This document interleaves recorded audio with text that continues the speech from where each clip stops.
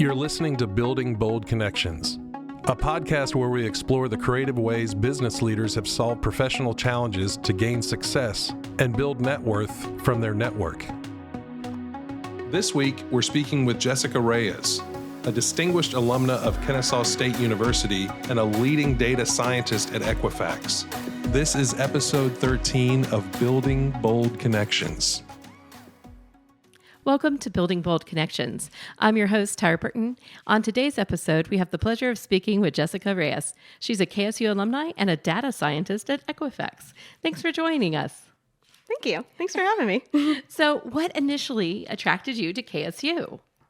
Oh my goodness. I would say it's proximity.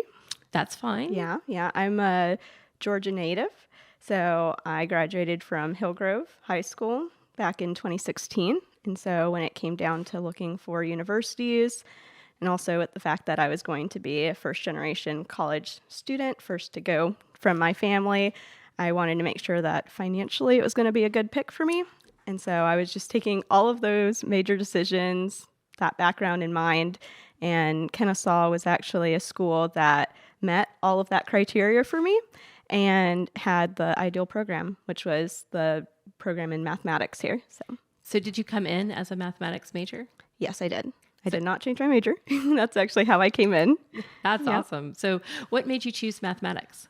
So, and I think I've told you this, I did not have a knack for numbers. That's not, I guess, from like elementary school or just early childhood. I never was inclined to do work with a lot of numbers. I would say that's more like my husband. No, seriously, he does like the whole spreadsheets at home and everything like that. Obsessed. Mine too. Yep. But when I was thinking my senior year of high school, thinking more about what do I see myself doing? What do I like? What subjects am I like geared towards really? And I was comparing my science versus my reading versus my math, just trying to figure out what I was going to do. And I thought math had always been very interesting to me, although I wasn't a natural at it. Right. It was always like I'm up for the challenge.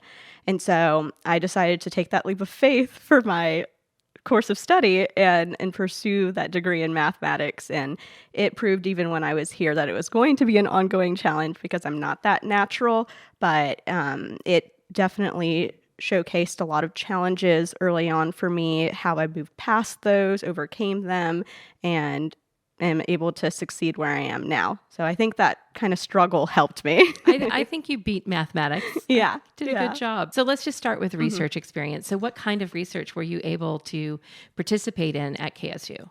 So the type of opportunities that I had at KSU were, it started freshman year.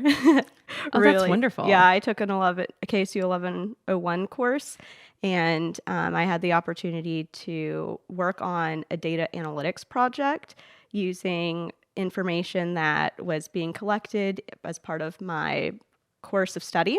And I had a professor at the time named Dr. Bell who had a background in mathematics and statistics, like verbatim exactly what I wanted to do. And I was the only person in that KSU 1101 course with similar background as her.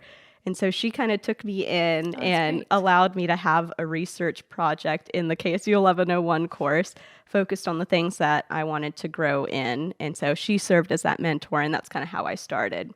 Then later on in my years of study at KSU, when I was a junior, when I was a senior, I had opportunities through my statistics courses to be part of research as well. And I had a second professor known as Professor Hardy in the statistics department, and she allowed me to work with data at the university and take that data, turn it into a formal research project, and then present it at conferences. So I ended up, I think you know. I probably do. I ended up at Capitol Hill. Yes, which is amazing. What was that experience like? I was starstruck. A lot like how I'm here now, seeing all of the billboards and all of the famous guitars. I had a similar experience being on the nation's capital and just seeing like the historic buildings and then being face to face with congressmen was absolutely mind-blowing.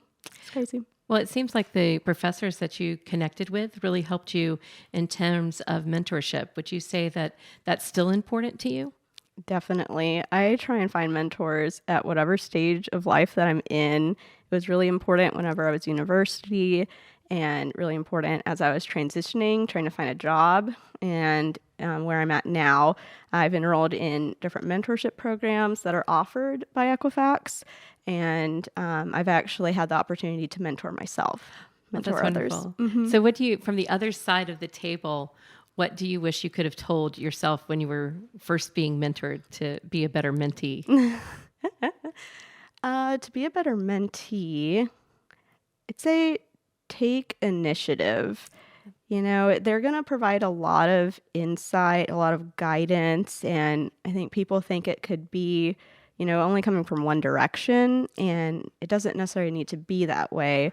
You can provide a lot of information yourself from like the researcher position or from a student perspective, being candid, sharing, what your struggles are, but really trying to take initiative, sharing your story or your struggles, or if there's a research opportunity, for example, or an internship that you're interested in, or anything else on campus, kind of bringing that forward to your professor or your mentor and saying, hey, how can I get plugged into this?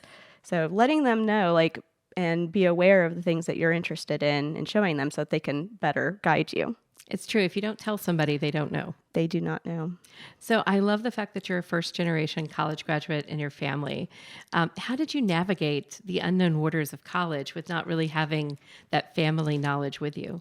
It was difficult at first. I definitely felt that this whole journey was going to be one that I had to struggle with, manage on my own, not tell anyone about, because I can't lean into my family. They can be my cheerleaders, but as far as like actual course planning, making sure that I get all the way to graduation, I felt that I had to bear that alone. Right. And that is not entirely true. Once you're at KSU, there are so many resources here, many resources for first generation college students, commuter students. So I found that by plugging myself in as a first gen, that was going to be the best way for me to be successful and actually graduate. So it sounds like that you really support students really connecting with their professors, connecting with organizations on campus, and actually getting involved in the community. Yes, I think it's a must. And I try and do the same thing where I'm at now. So not only do I do my day-to-day job and what responsibilities I'm, asked to do as a data scientist, but I'm plugging myself in. There's a women's career and development network where Wonderful. I work, and so I plug in there. And then there's also opportunities to volunteer in the community. And so I meal prep. So just trying to be as part of a community as much as possible is going to help you in the long run. And that's what I've seen so far. It's not even been a long time. I think it's true. The more that you're involved, the more you're connected to the people that you're with. Mm-hmm. So you've mentioned that you're a data scientist. Can you explain what exactly that is? Yes. So data science to me is the intersection between data, statistics, and technology. Put all that together, and that is what we do. So what you can see me doing day to day would be taking in statistical applications and techniques like logistic regression, linear. It's a lot. It's a lot. No, it's okay. Some data scientists, use artificial intelligence, natural language processing, or it could be things like data reporting, data visualizations, and I'd say like the simplest situation would be thinking about sports statistics. I think that's an example that resonates with a lot of people. Mm-hmm. But you could be a sports data scientist, statistician, analyst, or you could be a biostatistician, or you can be in financial technology, which is where I end up as a data scientist. So we kind of use a wide variety of different techniques to answer really interesting questions. So are there any skills you consider to be like the secret weapon when it comes to data science? Curiosity. Oh, I like that. Yes, it's big. If you have that naturally, it's good. And if you don't, try and build it. So I'd say like the reason why curiosity is really important in my role is because there's going to be a lot of takeaways along the project design process and just project planning and also execution in general. So if you're plugged in and you're asking those questions, well, okay, why did we choose this technique and maybe not this other one? Or, do we have time to maybe explore this other option? Or maybe developing an entirely new solution. Just being curious about each stepping stone in the process is going to help you build a foundation for what you're doing. And maybe next time along, when you see a new project, you can test out one of those questions or one of those ideas. So curiosity definitely helps. And then I think the next best one is going to be public speaking. Yes. I don't think people would consider that when they think data scientist. You think maybe behind a cubicle, work on a computer, building these advanced models. Right. Or dashboards. And it is part of that. It's a good majority of what I do. But public speaking is really important because there comes a time in that project design, project planning, that whole process where you've completed the work and now you need to showcase what it is that you did, explain it to people who aren't as deep into the work, leaders or other data scientists at the company. And so you have to be able to translate what it is you did. It could be really complex stuff, but you have to make it sound easy or interpretable by your audience. So public speaking is really, really important. I can see that. If you can't share what you've learned with somebody, then you haven't really learned it. Yeah, you got to share it because your statistics, they come out, their results. And I think people are scared of them. So somebody who can be able to articulate what you find is just, that would be a great skill. So have you had a big success that you can share with us related to your field? Yes.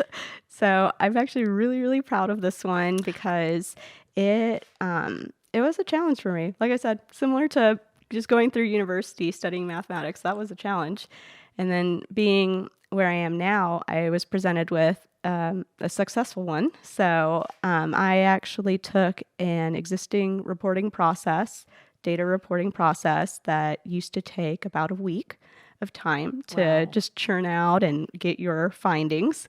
And I was able to reduce that time that it takes to get to that data report down to, I think it's like 3 to 7 minutes, just depending on the amount of data that's serving as the input. But that was all able to work the way it did because I was up for the challenge and I wanted to learn something new. So I learned how to automate. And you automated it down from a week to 3 to 7 minutes? Yes, I did. So I'd say that's like my more recent claim to fame where I'm at. I think that's a pretty big win in my opinion. I'm sure they do too. So we haven't talked about it yet, but you work at a financial institution at Equifax, and credit is something that's everybody should be concerned about and thinking about. What do young graduates need to know about credit post-graduation? That it's really important to start as early as possible. And the caveat is when you're financially responsible to do so. Credit should not be taken lightly. There are lots of terms and agreements that go into credit accounts, from auto loans to student loans to credit cards, mortgages. It's all really important to look at those details before you sign up, but it is important to sign up when you're financially responsible to do so. The reason why, and I'll get a little personal here, is when my husband and I were wanting to move into our first house, credit came up, and we didn't build it early enough, so we had to stay in our apartment a little bit longer to build our credit portfolios up so that we were ready to house shop. So it's important for big events like that to start as early as possible, but when you're financially responsible to do so. I think the financially responsible is definitely a key part of that, but even nowadays with getting an apartment, they're looking at your credit score. Yes. So if you're in college and you're able to be maybe an authorized user, or if you have an auto loan to commute to school, just make sure that you're responsible in making those payments, setting those reminders, making sure that those are being paid on time, because that can help you, 4 or 5 years in university and you're paying those off. Then by the time you graduate, you're that much further ahead in signing up for bigger commitments like a home. Absolutely, because we like homes. Yes. And do you like your new one? Yes, I do. I love it. It has a really big yard for my dog, so he gets to run around, frolic, and all that good stuff. Dogs are important. So let's go back to KSU and you. I know that you have participated in recruiting with Equifax here. Now that you're on the other side of recruiting, what traits do you look for in students while you're at that table meeting them? Oh, that's such a special question, because I know what it was like being on that other side. It's scary. It's nerve-wracking, Yeah. so scary.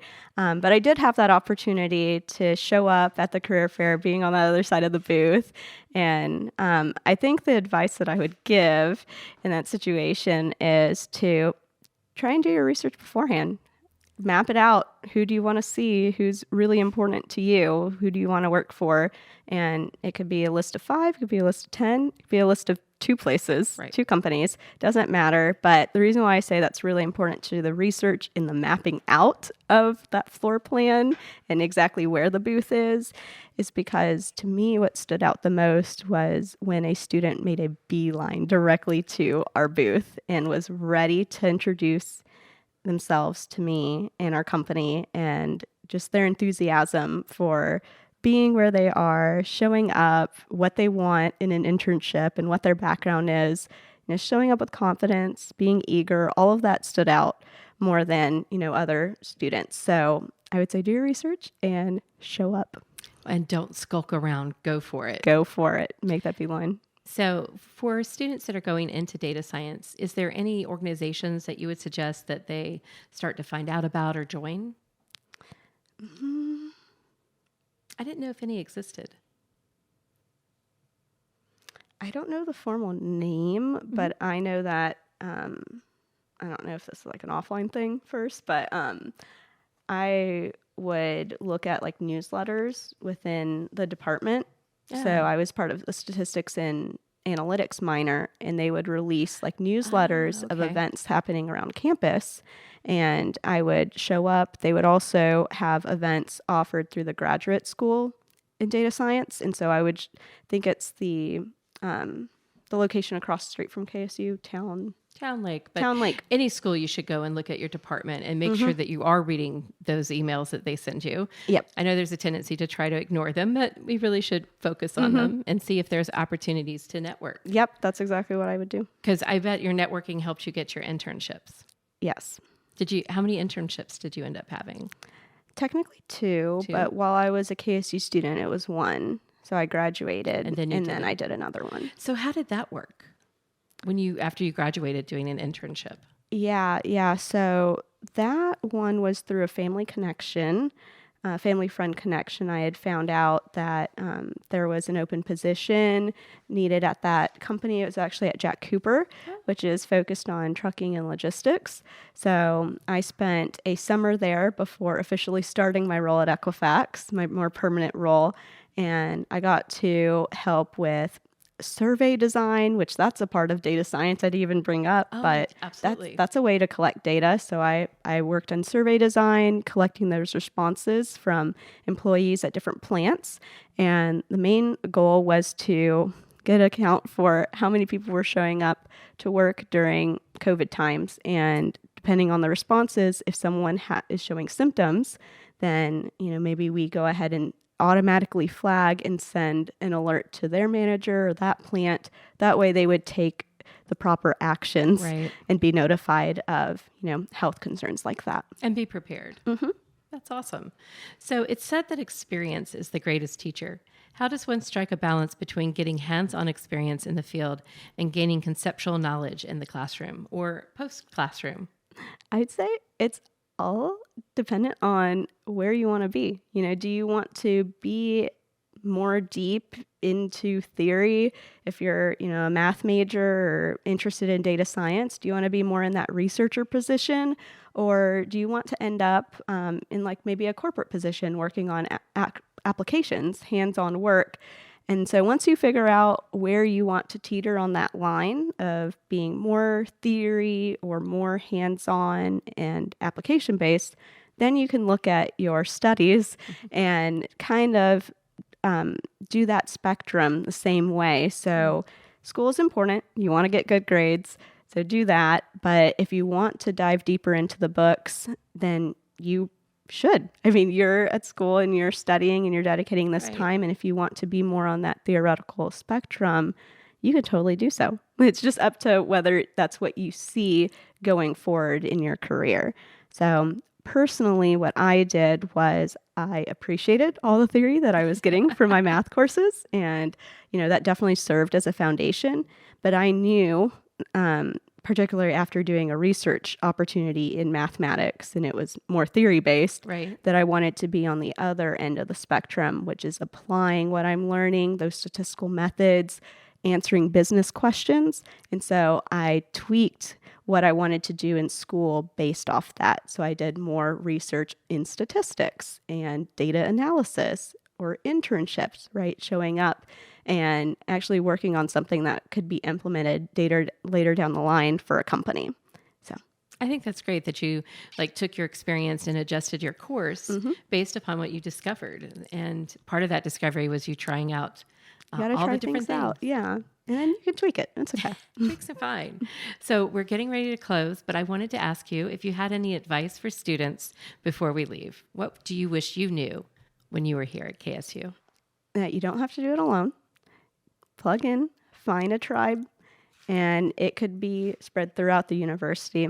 I was at the Office of Adult and Commuter Affairs, and I would show up. I would use their spaces as a study space. I would then show up and be a mentor in the Coca-Cola First Year Scholars Group. And I would find out about, what struggles are they going through, and we would have a lot of commonalities. I would show up in the School of Statistics, and I would plug in, talk to my professors, find out what resources they know about that can better help me. So it could be diversified career and development services. I did that too. Writing center. There's so many places on campus. So just plug in as soon as possible. You don't have to do it alone. Well, Jessica, thank you for showing up and plugging in today with us. Thank you. Thank you for listening to Building Bold Connections. This has been a Coles College and Joel A. Katz Music and Entertainment Business Program production.